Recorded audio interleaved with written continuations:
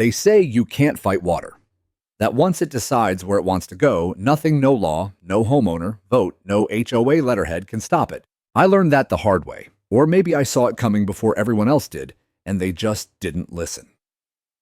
Either way, the neighborhood didn't look the same after that flood, and neither did the people in it. I moved into the Ridgewater Estates 5 years ago, not because I liked the HOA, but because the house was right quiet cul-de-sac, large backyard, and an old dry creek bed that wrapped along the backside of my property. It looked harmless, picturesque even. A relic from the days when this land was pasture. But I knew better. I'm a retired Army logistics officer. Served 15 years stateside, 10 more running emergency response operations across flood zones in Texas and Louisiana. I've seen what an innocent creek can do when upstream runoff gets redirected. So when I saw construction crews last spring tearing into the old drainage system up on Falcon Ridge Drive, a full quarter-mile north, I started watching my backyard more carefully. And that's when I noticed it. After heavy rain, the water pooled faster. It used to trickle away within an hour. Now it sat for half a day dark and rising over my boots when I went out to check it. The old berm at the property line looked soggy. One morning, I found a drowned rabbit and a fence post leaning at an angle. So I did what I always do. I planned. I drafted a small-scale drainage improvement for my property, 2 narrow trenches and a French drain line running alongside my garage, curving into the lowest section of the yard. I wasn't draining anyone else's runoff. I wasn't diverting the creek. I was just managing what naturally flowed downhill into me. But Ridgewater Estates has rules. And Karen Wexley, the HOA president, is the kind of woman who clutches those rules like scripture. I'd seen her before at meetings, platinum, blonde, bob, pink blazer, a highlighter always tucked behind her ear like she was ready to strike at any moment. People whispered that she used to be a realtor and that she hadn't sold a house in years. But she ran the HOA like a general, only without the tactical sense. Still, I figured I'd be courteous. I submitted the drainage plan to the Architectural Review Committee, a few pages with measurements, a hand-drawn sketch, and a line item for the gravel and pipe I'd be using. I even paid the $45 application fee, though legally, I didn't have to. 2 weeks later, I got a letter. Dear Mr. Colburn, your proposed project has been denied due to its incompatibility with community aesthetics and potential disruption of land uniformity. Ridgewater Estates, HOA RC. I stared at that word aesthetics. They were denying a buried pipe system on the basis of looks. No mention of safety. No consideration for flood risk. Just appearances. I might have dropped it there, chalked it up to HOA nonsense, and figured another way. But then I talked to Mrs. Bannister 2 doors down. Her basement had flooded in the last storm. She didn't say it angrily, just tiredly, like she'd resigned herself to the smell of mildew. The sump pump couldn't keep up, she told me. Never used to happen.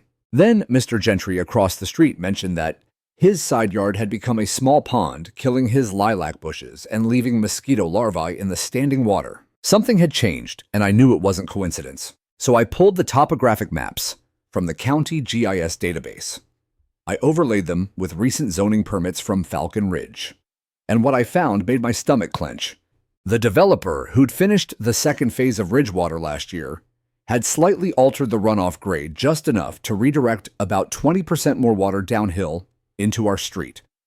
It was legal, sure, but dangerous, especially without updated drainage infrastructure.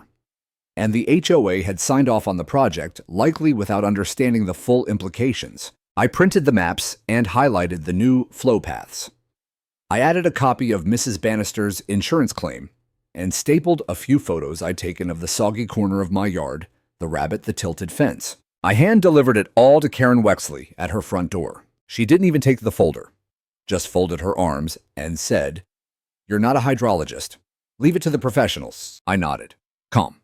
But inside, I already knew I was going to do the job myself. And if they came after me, I'd be ready.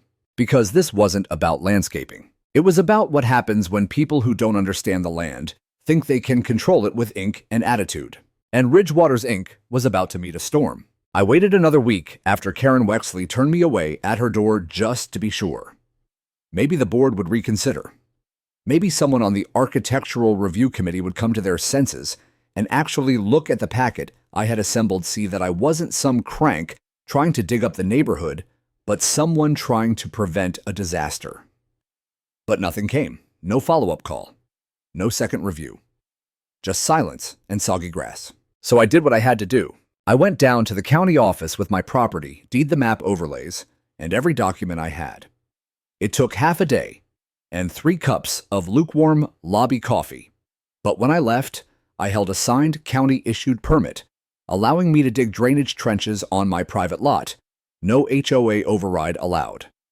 The official even stamped it twice just to shut them up preemptively. I had it laminated before I got back in my truck. That was the day I officially became an enemy of the Ridgewater HOA. The moment the first pile of gravel was dropped off in my driveway, I felt the air shift. Karen saw it first. Her house faced the street bend, giving her a perfect view of nearly every delivery on the block. The truck hadn't even left when she marched over, her clipboard in hand like it was a weapon. Brisket mutt lab shepherd mix. Barked twice through the screen door. She flinched.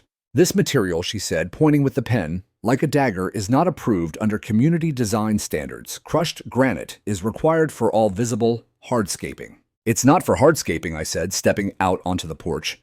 It's for drainage. And it's not visible. It's going underground. You were denied, she snapped. You can't just go around us. I have a county permit. That stopped her cold for a beat. Then she smiled the kind of smile that doesn't touch the eyes, tight and venomous. We'll see about that. By the end of the day, an email went out to the entire community. Subject: unapproved construction activity at 247 East Creek Bend. Dear neighbors, it has come to our attention that a resident at 247 East Creek Bend has begun unauthorized trenching and gravel work, which may affect water flow and curb appeal. Please be advised that this matter is being handled by the HOA board and may involve legal action. Sincerely, Karen Wexley, HOA president. Curb appeal. That's what they cared about.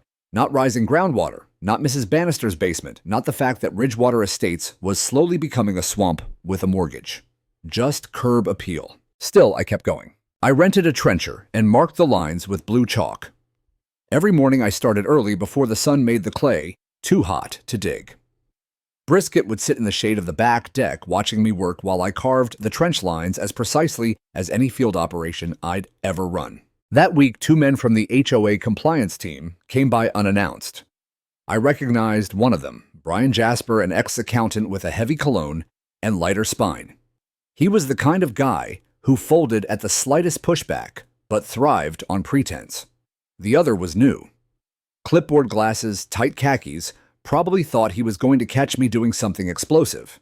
You're in violation, Brian said, stepping over my trench like I'd laid a landmine. I have a county permit, I repeated, holding up the laminated sheet. The younger guy examined it, turned pale, and stepped back. Brian blinked. Well, our covenants supersede county permits. No, they don't, I said flatly. Not on private drainage that doesn't alter shared property lines. Not unless you plan on suing the county. They left without another word. But that night, someone knocked over the trenching flags and scattered my gravel pile across the sidewalk. I didn't say anything. I just reset everything the next morning and added a motion sensor camera near the driveway. 2 days later, the citation arrived. Notice of violation. Unauthorized construction and visual nuisance. It was laughable. The language was all fluff, aesthetic discord, unauthorized earth disturbance, and non-compliant rock materials. But the fine wasn't funny. $250 due in 10 days, and another $50 per day it remained unresolved. I took it straight to the county permit office. They were furious. The county flood control engineer, Mr. Halverson, called me that evening at home. They're trying to overstep, Mr. Colburn, he said. We've seen this before in other HOAs. They think they can write local law, but your permit stands. Can you tell them that, I asked? He chuckled. I already did, but Karen wasn't done. The next HOA board meeting was scheduled for the following Thursday evening. I showed up permit in hand, dressed in my old army jacket, nothing flashy, but the kind of thing that reminded people I'd seen real problems in my life, and this wasn't one of them. The community hall was half full. I recognized neighbors, some nodding politely, others clearly nervous to be seen agreeing with me. Karen stood at the front with 2 other board members flipping through a slide deck that showed various angles of my yard zoomed in to highlight piles of dirt like I'd committed a war crime. This, she declared to the room, is what happens when residents think They are above our guidelines. I raised my hand. She tried to ignore me. I raised it higher. Reluctantly, she gestured. Yes, Mr. Colburn. I'd like to submit into the minutes a certified county permit authorizing the work on my property. I also have floodplain overlays, a record of recent water pooling on 3 adjacent lots, and a written statement from County Engineer Halverson. I placed the stack on the lectern. Karen didn't touch it. Her jaw clenched. We will take that under advisement, she said through gritted teeth. I didn't say anything more. I didn't need to, because I had a feeling she wouldn't take it under advisement at all. She'd do what people like her always do. Double down on the appearance of control, even if it meant ignoring the storm clouds forming behind her. The next morning, I found a new violation notice pinned to my door, this one taped aggressively like they wanted it to sting. The letterhead was the same, but the accusation had evolved. Unapproved hydrological alterations, potential liability to adjacent properties. Karen had moved beyond gravel complaints. She was now accusing me of creating hazards that might damage other people's property. That was their play twist concern into blame and then blame into fear. I scanned the letter twice, then tossed it on the kitchen counter beside my permit and the growing stack of HOA correspondence. I'd been keeping a binder by that point, chronological, tabbed by incident with timestamps and screenshots from my driveway camera. Karen didn't know I was the wrong kind of man to paper push into submission, but that didn't stop her from trying. That evening, I walked Brisket down to the corner mailbox and back only to find a group of board members huddled in front of Karen's garage. They weren't subtle arms, folded voices low, eyes flicking to me, and then quickly away. I didn't wave, didn't nod, just walked past. 2 days later, I got a call from Mrs. Bannister again. Her voice was small. I don't know if I should tell you this, she said, but Karen's been going around saying you're digging trenches to reroute runoff into other homes, that you're trying to sabotage the neighborhood. Sabotage, I repeated, stunned. Why would I? I know, she cut in. It's ridiculous. But people are starting to whisper. That was the moment it shifted. Before that, I had been just another homeowner with a shovel and a plan. But now, they were painting me as a threat. And in an HOA-run community, being perceived as a threat was almost more dangerous than breaking a rule. At the next HOA board meeting, Karen made it official. This board has received multiple complaints, she announced from her little podium, flanked by her lapdogs, Brian Jasper and Diane Harlow, about an escalating pattern of unsanctioned construction intimidation and potentially hazardous water redirection from Lot 14, Mr. Colburn's residence. I stood again, this time slower, my binder in hand. No complaints have come to me directly, I said. And I have documentation here, photos, permits, engineering reports that explicitly show my drainage is designed to reduce surface pooling, not redirect it into other yards. Brian tried to chime in. We're just doing our due diligence, sir. I've done the due diligence, I said. You're doing damage control. Karen leaned forward, her voice rising. We will not allow rogue alterations to endanger this neighborhood regardless of paperwork. A murmur rose in the crowd. That's when I realized I wasn't alone anymore. People had started showing up to these meetings. Not just the usual retirees with nothing better to do, but parents, young couples, even Mrs. Bannister with her cane and a binder of her own. They weren't cheering, not yet. But they were watching. Karen slammed her gavel down. We are issuing a formal cease and desist. If construction continues, legal action will follow. I didn't argue. Instead, I placed a copy of the permit on the table and walked out. 2 days later, a letter arrived from the HOA's attorney on real letterhead this time. It accused me of violating protective covenants and included language about indemnity, property damage risk, and potential civil exposure. It sounded big. But I knew something they didn't. The HOA had overstepped. They were trying to assert authority over a matter the county had already weighed in on. And the county's ruling stood unless challenged in court, a challenge they hadn't filed. I didn't respond to their letter. Instead, I made a copy, added it to my binder, and drove it straight to the county floodplain office. Halverson wasn't in, but his assistant took one look at it and shook her head. They're bluffing, she said. If they sue, it won't go far. You've followed every code. Honestly, if they keep pushing, they're going to get themselves in trouble. I was beginning to believe that. Still, it didn't stop the next move. A few mornings later, I woke up to find 3 orange survey flags in my front yard, each one placed exactly where my trench met the property line. No note, no explanation, just flags. It wasn't subtle. It was a message. We're watching.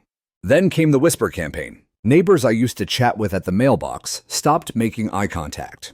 I overheard my name spoken in tight huddles, the guy with the water project, the one fighting the HOA.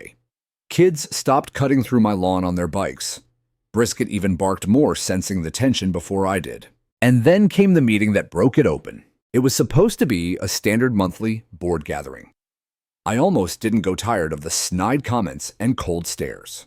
But something pulled me there that night like I knew it was going to shift. And it did. Halfway through the meeting, after another snippy agenda point about drainage violations, Mrs. Bannister stood up. Her voice shook, but she cleared her throat and held out a photograph. One of her flooded basement, the sump pump overrun, cardboard boxes soaked and peeling. This was taken last month, she said, right after the rain. Karen looked annoyed. Mrs. Bannister, we've addressed your concerns. No, you haven't, she said, firmer now.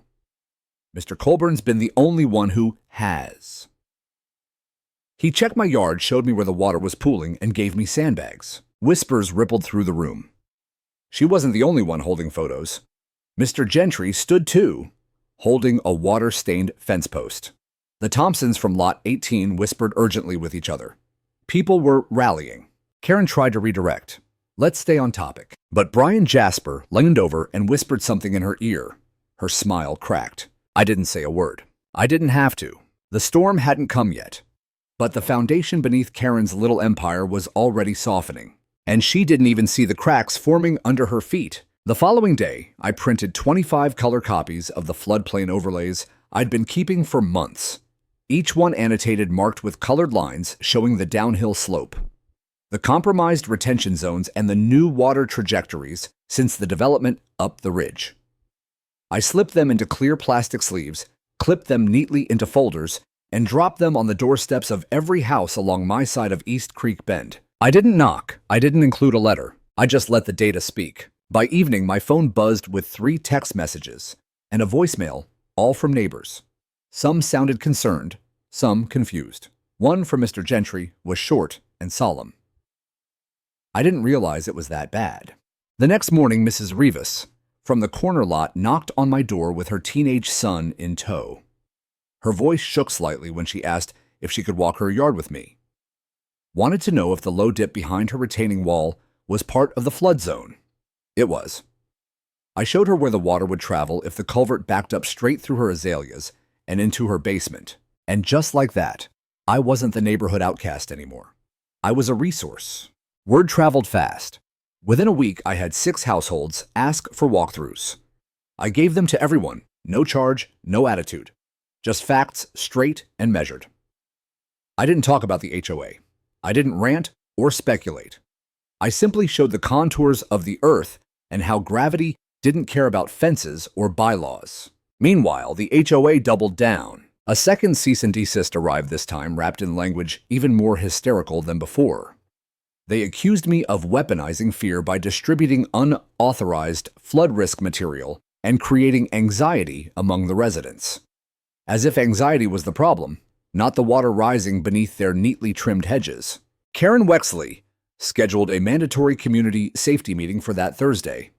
Flyers went out. Emails followed.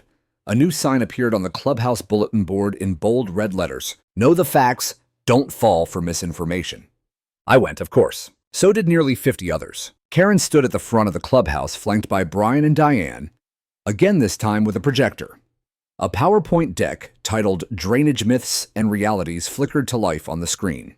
It was comically bad stock photos of dry culverts, meaningless charts, and text lifted from Google searches.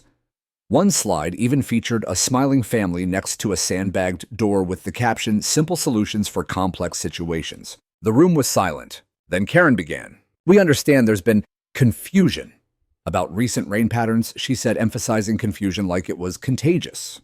But Ridgewater Estates is built well above FEMA flood zones, and no part of this community is at measurable risk. I could almost hear Halverson's voice in my ear, scoffing. Brian clicked to the next slide. As you can see, Karen continued, our community topography disperses water evenly. I stood. Karen's voice faltered.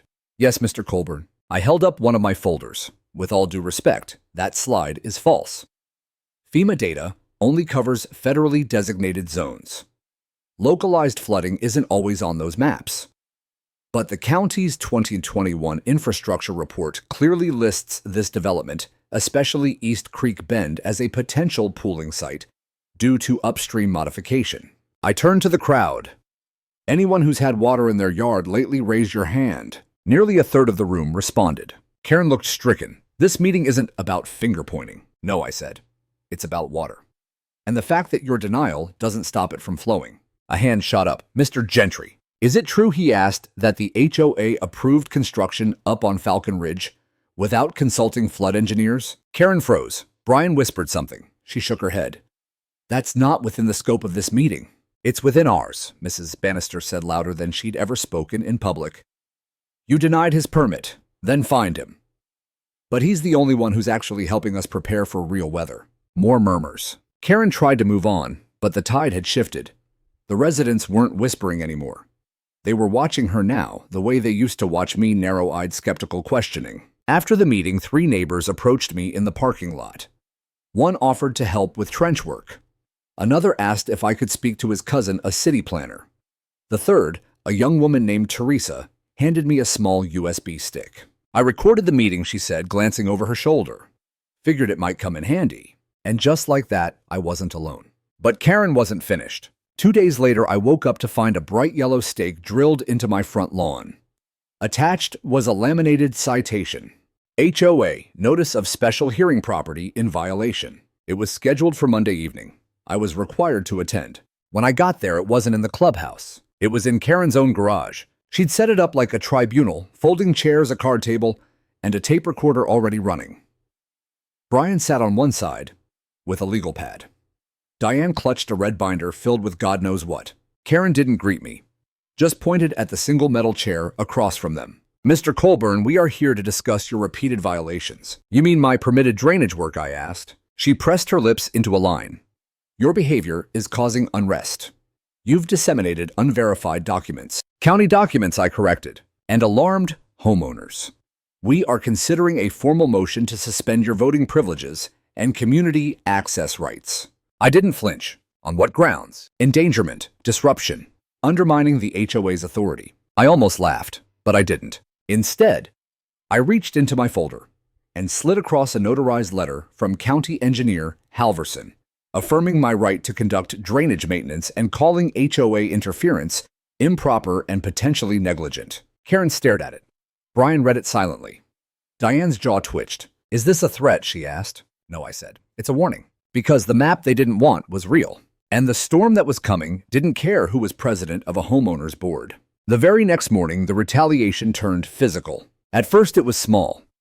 Someone kicked over my trench flags again, this time in broad daylight, judging by the fresh boot prints pressed into the damp clay. My motion-activated camera caught only the edge of a blue sleeve before the figure ducked out of view.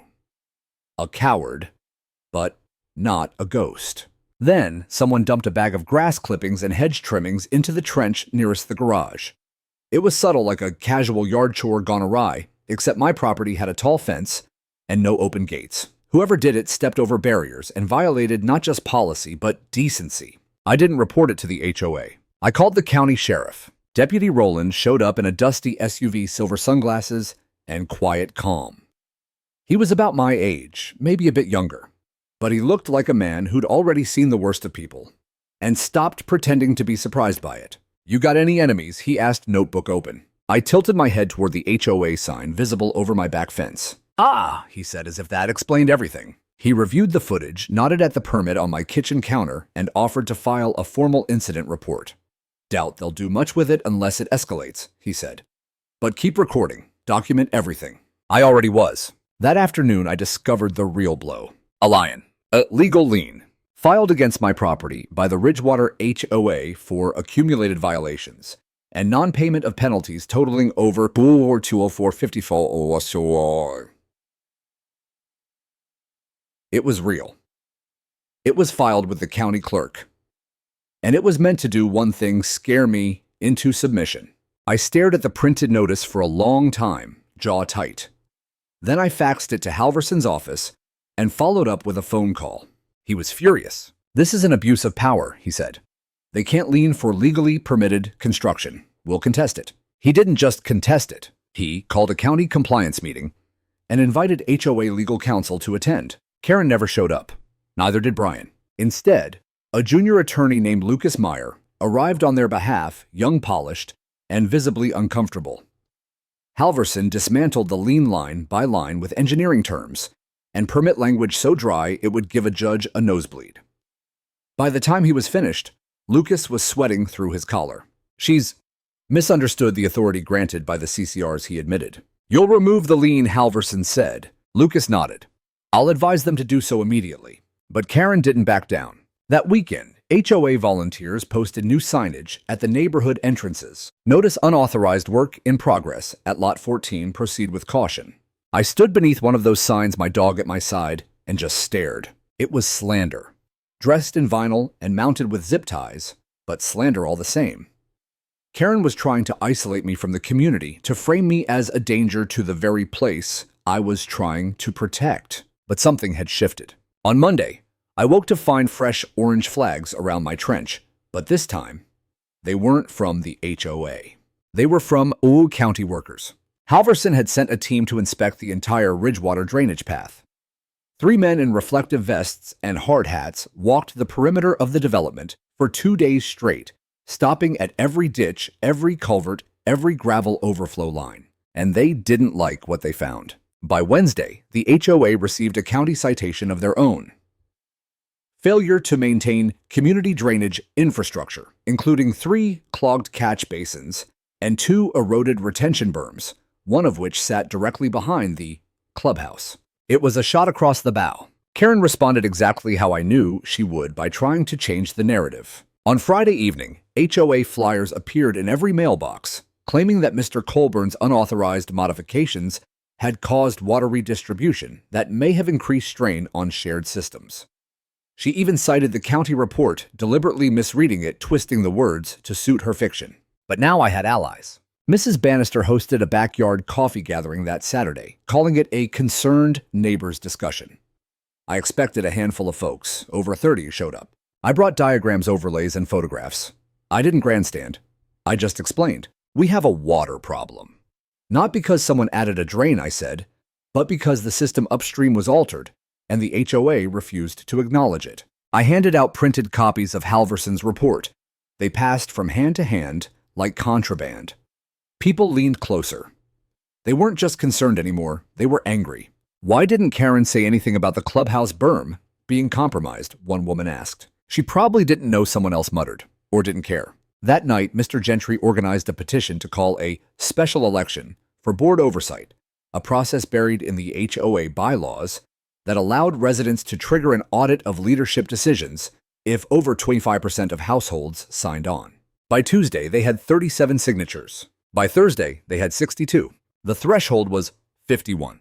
Karen tried to invalidate the petition, claiming formatting errors, signature inconsistencies, and outdated mailing lists, but the bylaws were clear, and the notary who had co-signed each page wasn't amused. The special election was scheduled for 2 weeks later. Suddenly, the same HOA that had tried to muzzle me with fines and liens was under review, and the sky above us was getting darker by the day. That weekend, a county alert went out. Severe weather watch, flash flood potential for the Ridgewater region. The map on the warning looked familiar, too familiar, because it was the same path I'd drawn 6 months earlier. The same low-line dip that ran from Falcon Ridge Drive straight through East Creek Bend past Mrs. Revis's wall over my trench system, and directly into the HOA clubhouse. The clouds rolled in 3 days before the flood warning turned official. Dense and low like a gray ceiling pressed just overhead, heavy with the kind of quiet that makes birds disappear and old men wince at their knees. I'd lived through enough hurricanes to know when weather meant business, and this time it wasn't just intuition.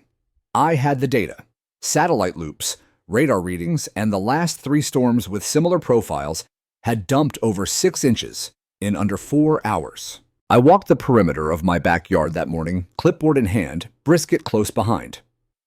The trenches I'd dug were holding well. The French drain by the garage ran clean and dry. My outflow points were clear gravel, settled and packed. I had sandbags in reserve pumps tested and primed, but I wasn't worried about my yard. I was worried about everyone else's, especially the clubhouse. The clubhouse had always sat at the bottom of a shallow bowl of terrain, a fact that was somehow lost in Karen Wexley's endless PowerPoint slides about elevated community planning. It wasn't elevated. It was exposed. The developer had packed the surrounding hill with homes, leaving the recreational building tucked into the only natural runoff basin left untouched. And thanks to the HOA's recent landscaping decisions, including the removal of brush buffers and the denial of any additional trenching, there was nothing stopping that water anymore. So I called Halverson. County Floodplain Office. The woman on the other end answered. "This is Colburn, East Creek Bend." There was a pause, then a shift in her tone. "Oh, Mr. Colburn. One moment." A few clicks later, Halverson's voice came on the line. "You checking in or sounding the alarm?" I hesitated. "Somewhere between." He exhaled. "What do you have?" I gave him the rain models, the volume predictions, the elevation discrepancies. I'd charted from my backyard to the clubhouse doors. I told him about the clogged catch basins still uncleaned despite the county citation and the growing swamp of surface water near Lot 9. "Send it all to my inbox," he said. "I'll see what we can push through." But I didn't wait. I drove to the county office myself and handed the paperwork in person. They knew my face by now. No one gave me the side eye anymore. If anything, they treated me like the voice of a storm warning siren, shrill, persistent, and unfortunately right. That afternoon, I posted notices on the community board. Potential flash flood zone. Read the county report before next storm. I laminated copies of Halverson's diagrams and highlighted the danger zones in yellow. I marked the clubhouse with a red X. By dusk, someone had torn them all down. The next morning, I replaced them, this time with 10 more copies. I knew Karen would hate it. That was fine. She could deny science all she wanted, but I was done pretending her authority mattered in the face of hydrology. And I wasn't the only one. Neighbors started asking me for advice. Not just the ones who joined the petition. People who used to glare at me now stopped by with quiet questions. Could they dig temporary trenches in their flower beds? Would tarps help? Was it true the clubhouse sat below the floodline? I gave simple answers, yes, and absolutely. 2 nights before the rain came, Teresa, the young woman who'd given me the USB stick, knocked on my door with a small flash drive and a whispered, "You might want this." It was a recording from inside the HOA's emergency planning meeting. Karen on tape saying, "We can't acknowledge flood risk in the clubhouse, or we open ourselves up to liability." Then Brian Colburn's been screaming about this for months. If we act now, it looks like he was right. And Karen again, I'd rather roll the dice. They didn't know how much water was in that metaphorical dice cup. The county knew, though. On Thursday morning, less than 24 hours before the storm hit, an official black SUV rolled into Ridgewater. Halverson stepped out in a rain jacket, boots splattered with mud. He didn't ask for permission. He toured the neighborhood like a battlefield, documenting, measuring, photographing. He knocked on Karen's door. She didn't answer. He tried the clubhouse. It was locked. Then he came to me. "Your trenches look solid," he said. "But they won't hold back what's coming." "I know," I said. "I tried to stop it months ago." He nodded, then handed me a folded paper. Emergency Municipal Advisory. Community risk, tier elevated. It gave me authority to mobilize basic mitigation efforts.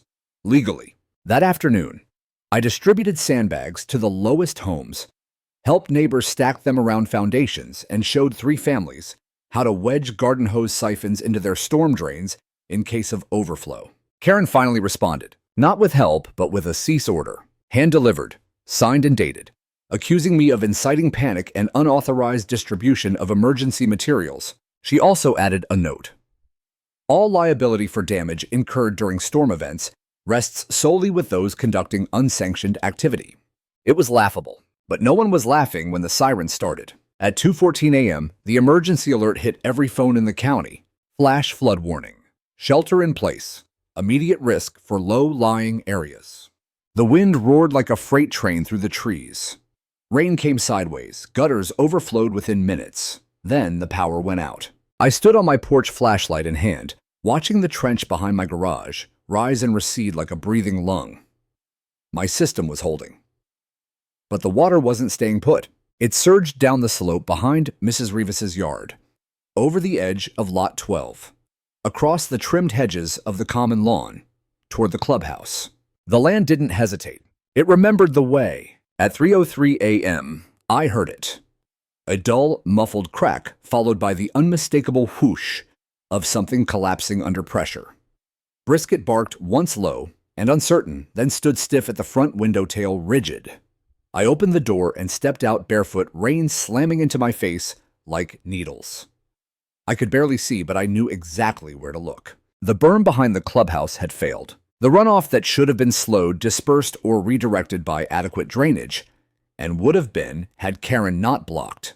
Every effort was now gushing freely downhill, carving a silty scar through what used to be ornamental shrubs and a manicured slope. The clubhouse lights flickered violently in the dark as water surged around its foundation.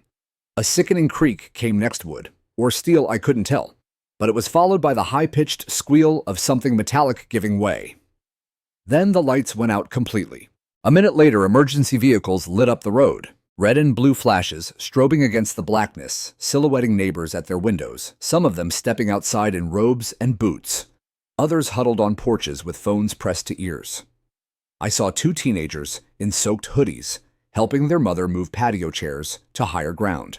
I was already throwing on rain gear and grabbing my emergency radio when my phone buzzed. It was a group text from Teresa. The clubhouse is flooding. Karen's inside. House is. No punctuation, just panic. I ran. By the time I reached the clubhouse, a foot of water already surged against its double doors, swirling with mulch and foam. Flashlights bounced behind the glass, 3 people trapped inside shouting over the roar of water. I saw Brian first. His hands were up, palms pressed against the window, as if he could hold back the flood by sheer will. Karen stood behind him, soaked from head to toe, her makeup running in streaks that made her look like a porcelain doll left out in the rain. She wasn't yelling anymore. They were screaming. I ran around the side, kicking through muddy water that threatened to suck off my boots until I found the maintenance door. It was bolted shut from the inside, but the frame was thin decorative aluminum. I braced myself and kicked once, twice, then a third time. The latch gave. Out I yelled, "Now!" They scrambled through, half-running, half-crawling as water chased their ankles.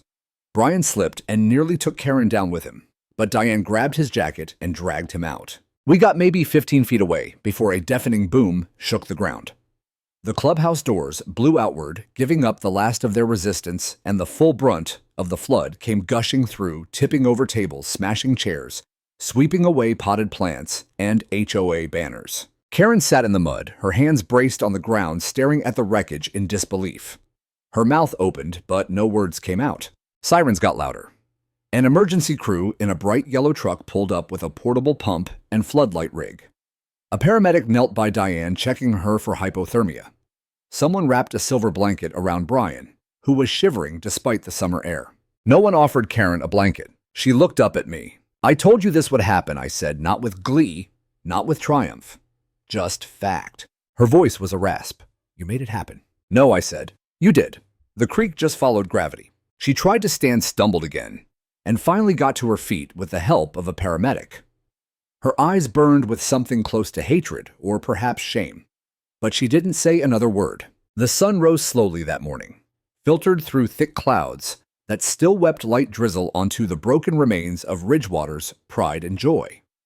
The once gleaming clubhouse was now a gutted carcass, its interior visible through shattered French doors. Paper notices clung wetly to the bulletin board like wilted leaves. The American flag that once flew at the entrance was caught in a mangled tree hanging like a surrendered banner. Neighbors gathered in clusters. They didn't talk much. Some pointed at the collapsed berm. Others walked the property with cell phones filming everything in stunned silence. I saw Mr. Gentry with a camcorder, an old model probably hadn't been used since his daughter's graduation. He was getting close-ups of the standing water and panning slowly across the debris field. I went back home. Brisket met me at the door with muddy paws and nervous eyes. I rinsed off, poured myself coffee, and sat at the kitchen table in silence. I was too tired to feel vindicated, too soaked in adrenaline to sleep. All I felt was hollow. Like I'd spent months screaming into the wind only to have the wind scream back and destroy everything. At 10:46 a.m., I received an email from the county. Subject: Urgent. Emergency report request. Please forward any footage, documentation, or eyewitness statements pertaining to the Ridgewater Estates flood incident. I replied with attachments, all of them. Photos, drone footage, audio clips, Teresa's USB stick, copies of the permit denials, the fines, the lawyer, letters, the cease orders, every notice, every timestamp, every piece of evidence that showed how long I tried to warn them. I hit send. By afternoon, a local news crew arrived. Channel 12. They set up a tripod near the entrance and interviewed residents who had nothing but mud and questions. Karen refused to speak to them. Brian gave a vague quote about unprecedented conditions. Diane cried on camera. The reporter, a young man in a slick raincoat, approached me last. "Mr. Colburn," he asked, "can we talk?" I looked at the camera, then back at the clubhouse, then at the puddle forming in the cracked walkway. "Sure," I said, "but you might want to start recording." Because what came next wasn't about vindication anymore. It was about truth. And what happens when people who love power more than their neighbors ignore the rising water long enough to drown in it. The clip of the flood hitting the clubhouse went viral by the end of the day. It started on local news channel 12, aired it at 6:00 p.m. sharp, grainy footage from a neighbor's Ring camera capturing the exact moment the clubhouse doors burst open and water exploded out like a breached dam. But within hours, the video had made its way to Reddit, then Twitter, then to a YouTube compilation of HOA fails caught on camera. The title didn't help. HOA ignored warnings. Then this happened. By the next morning, everyone in Ridgewater had seen it, most of them multiple times. Karen tried to issue a statement on behalf of the HOA, blaming unexpected weather anomalies, acts of God, and unauthorized landscape alterations. But no one bought it. The damage was too public, too documented, and far too preventable. She called an emergency board meeting, but only 2 people showed up: Brian and a visibly rattled Diane. It wasn't held in the clubhouse, obviously. It couldn't be. They used the gazebo at Lot 6 instead, a rickety wooden structure with wet plastic chairs and a broken fan. It was also small now. The illusion of control had collapsed with the floodwater. I didn't go. I had nothing left to say. Instead, I spent the morning helping neighbors bail out their crawl spaces and tossing out ruined rugs. Mrs. Bannister had 6 boxes of family albums that we laid out to dry across her garage. Teresa and I hauled sopping insulation from behind Mr. Gentry's walls. The Thompsons had a backyard koi pond that overflowed into their basement. I helped them carry out waterlogged furniture, one piece at a time. Everywhere I went, someone said the same thing: "I'm so sorry we didn't listen sooner." I never replied with, "I told you so." They already knew. By noon, an official from the county assessor's office arrived to evaluate structural damage. Halverson joined them around 2:00 p.m., clipboard in hand, pointing out the failed berm and how the drainage path matched every single map I'd submitted over the past 6 months. They asked if I could accompany them. I did. We walked the full perimeter.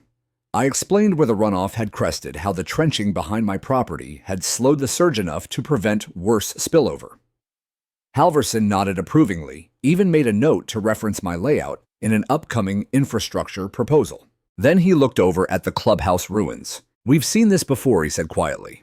"Boards refusing to act out of ego or ignorance.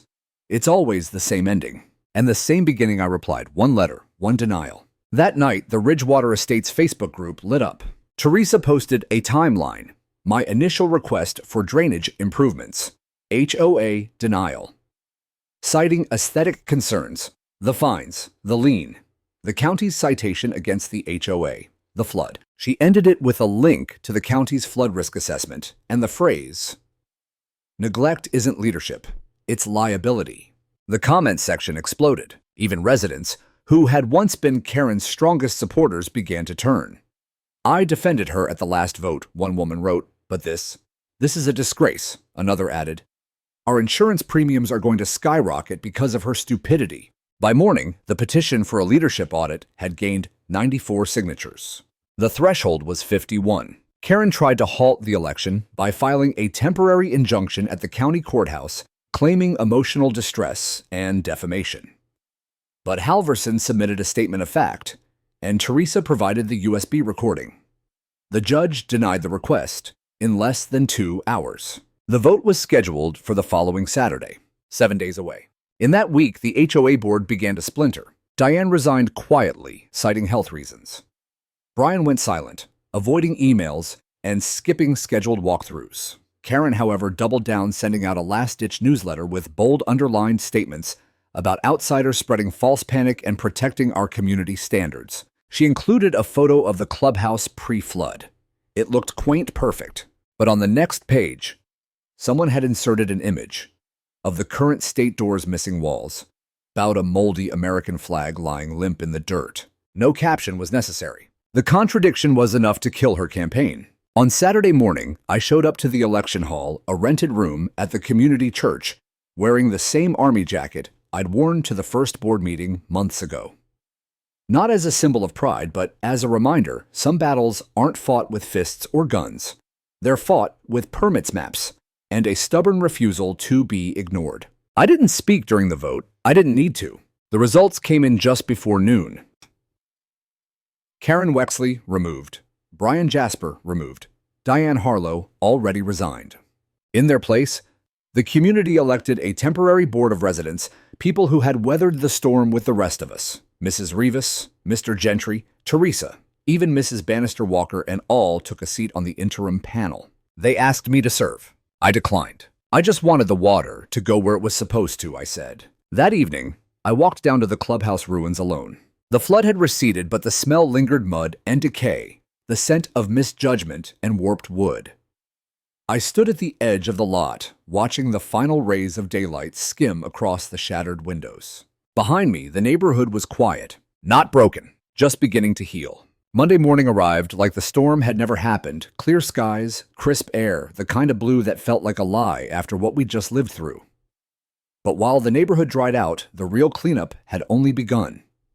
And this time it wasn't about mud. It was about memory. The footage spread faster than the flood. Every angle was shared: the storm surge, the clubhouse collapse, the HOA's frozen response.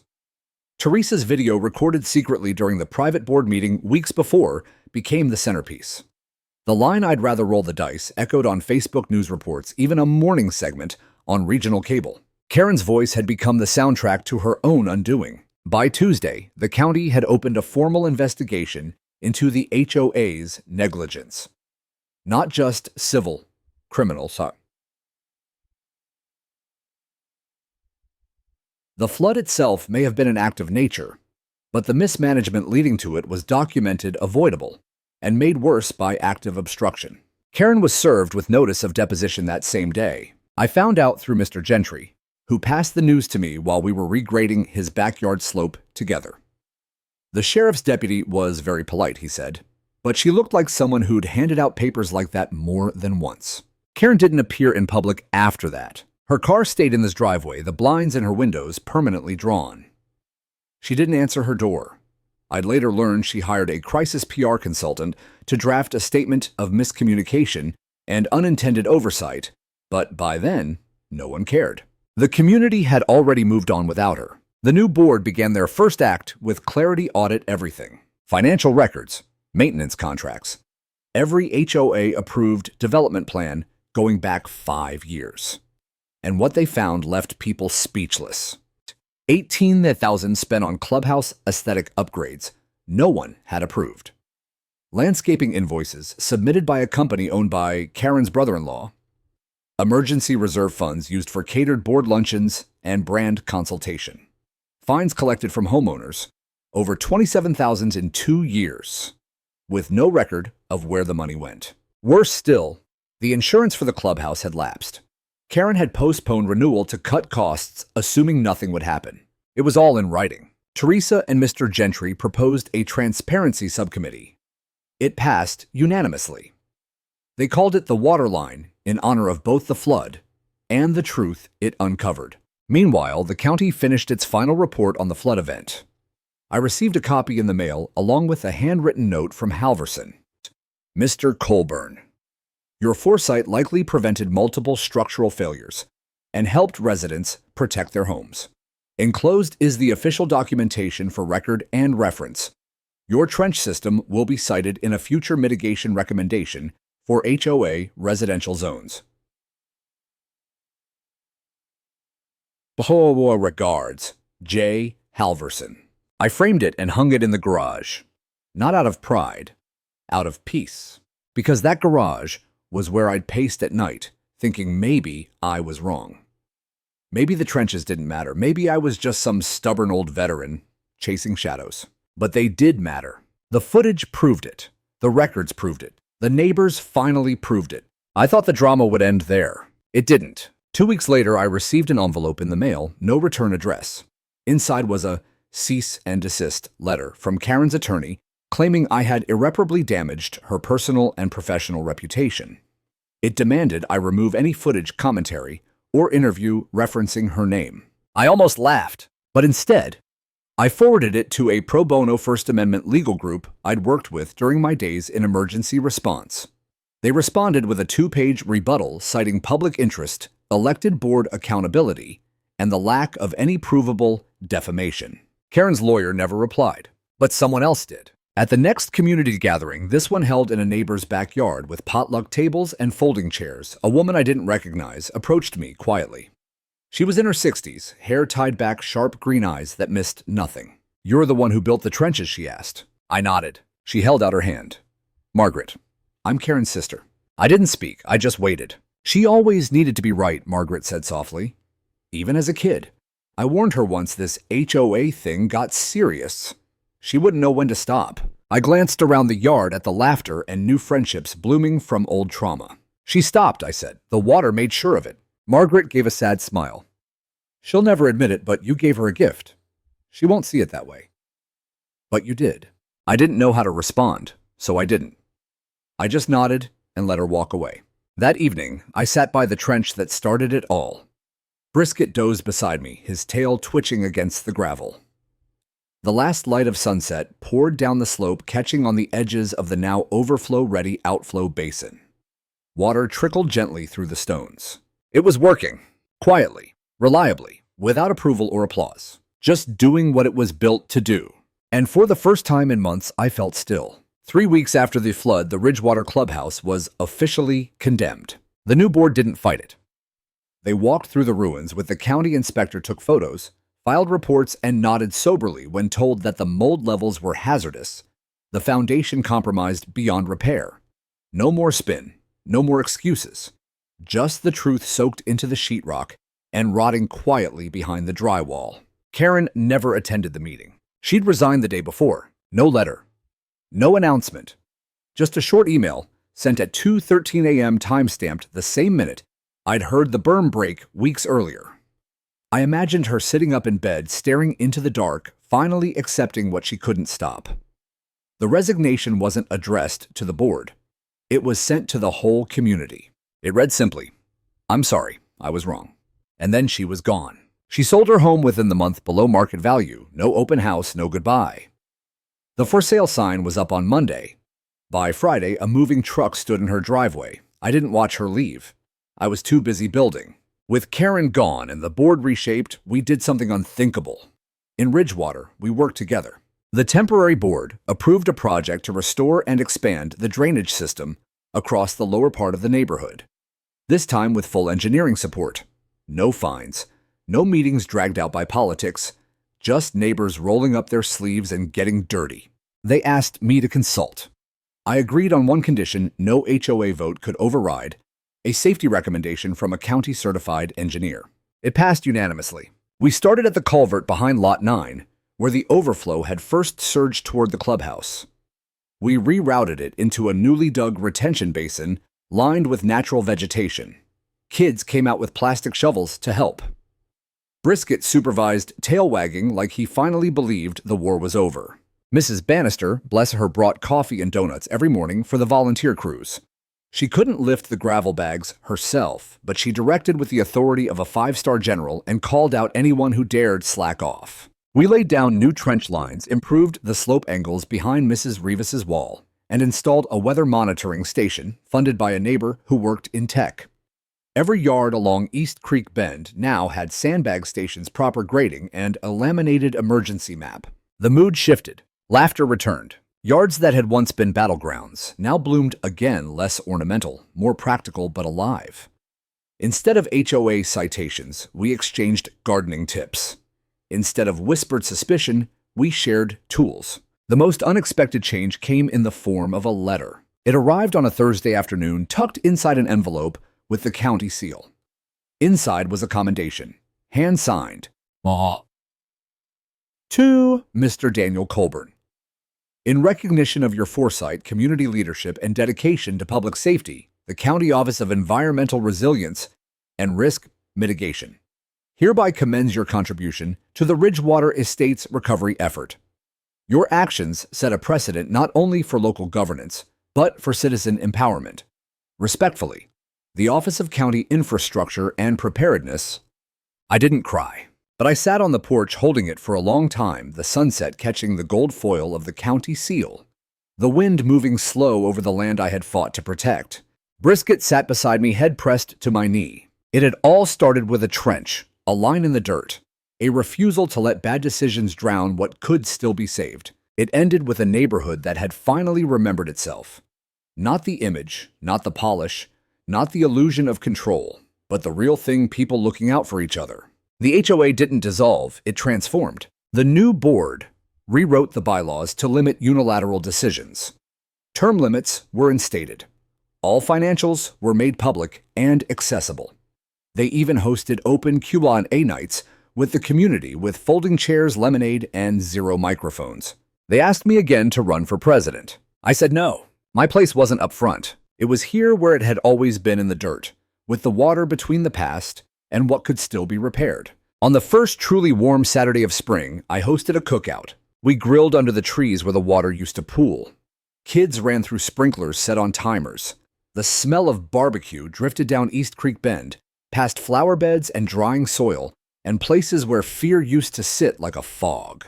And as the sun dipped behind the ridge, I looked out over the land and saw nothing rising but laughter. No fines, no flags, no flood, just community rebuilt.